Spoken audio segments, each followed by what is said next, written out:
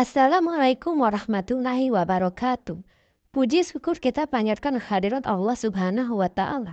Kali ini Purnama Supi akan membagikan kisah Nabi Ismail. Setelah Nabi Ibrahim kembali dari Mesir ke Palestina bersama istrinya Sarah dan hamba sahayanya yang bernama Hajar, Nabi Ibrahim menginginkan seorang anak. Kemudian ia berdoa kepada Allah agar dikaruniai anak yang soleh. Wahai Tuhanku, berikanlah aku anak yang soleh. Nampaknya Sarah merasakan apa yang terlintas di hati Ibrahim. Maka ia berkata, sesungguhnya Tuhan belum mengkaruniakan anak dariku. Maka aku berpendapat agar engkau menikahi hamba sahayaku Siti Hajar. Barangkali Tuhan memberi anak darinya. Karena Sarah sudah lanjut usia dan tidak bisa diharapkan untuk menghasilkan anak. Walaupun berapa tahun kemudian, Sarah pun melahirkan Nabi Ishak atas izin Allah Subhanahu wa Ta'ala. Kembali ke kisah Nabi Ismail. Maka Nabi Ibrahim menikah dengan Siti Hajar dengan menurunkan Nabi Ismail. Bagaimana yang telah diceritakan di kitab Kejadian.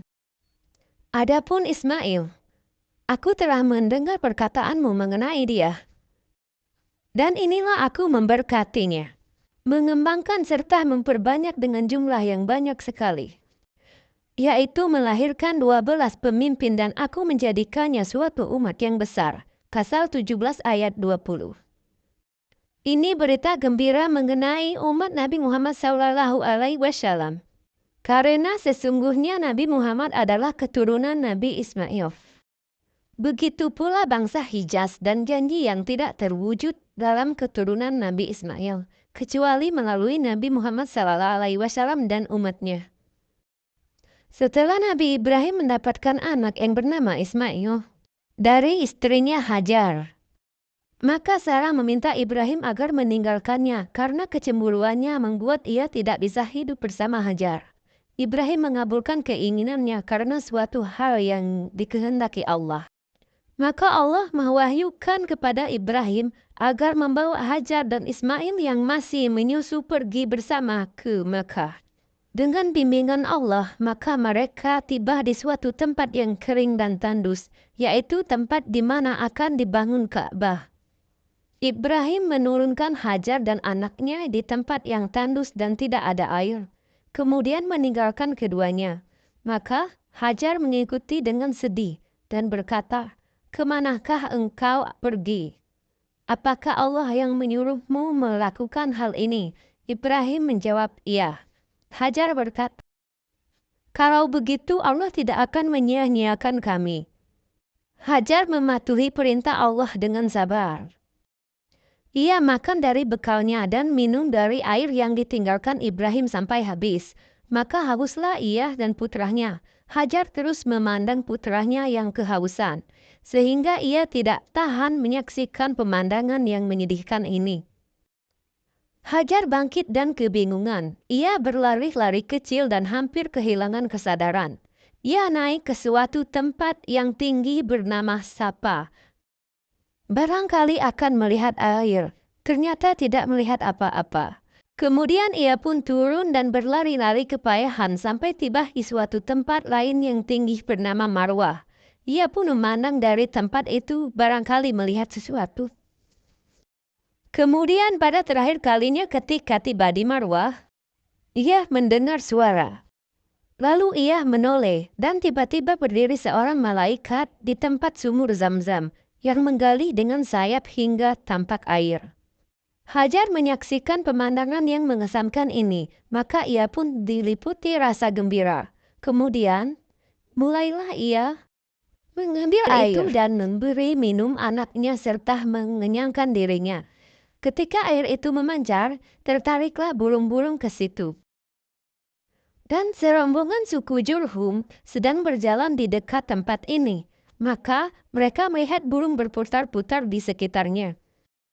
Mereka saling bertanya, "Sesungguhnya burung ini terbang di dekat air. Apakah kamu ketahui bahwa di sekitar lembah ini ada air?"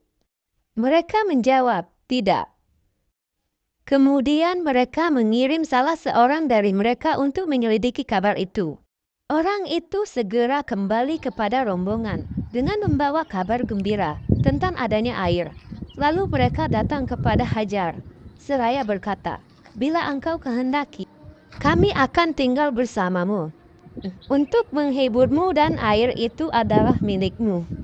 Maka Hajar pun menyambut mereka dan mereka pun tinggal dekatnya, hingga Ismail menjadi dewasa dan menikah dengan perempuan Jurhum serta belajar bahasa Arab. Pengorbanan Ismail. Ibrahim meninggalkan anaknya Ismail di Mekah, akan tetapi sering menjenguknya. Pada salah satu kunjungannya, Ibrahim melihat dalam tidurnya bahwa Allah menyuruhnya menyembelih putranya Ismail. Mimpi nabi-nabi adalah benar, karena ia sama dengan wahyu dari Allah. Oleh karena itu, Ibrahim bertekad untuk melaksanakan perintah Allah itu. Ibrahim menceritakan hal itu kepada anaknya Ismail yang hanya satu-satunya pada saat itu.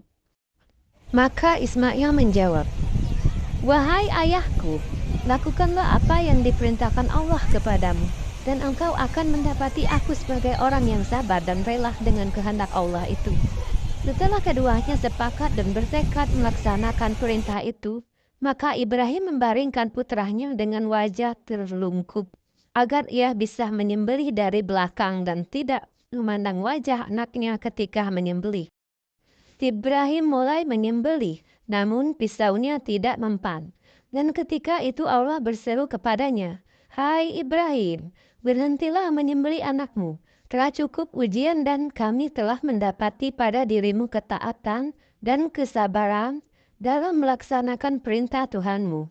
Ini adalah ujian besar yang nyata."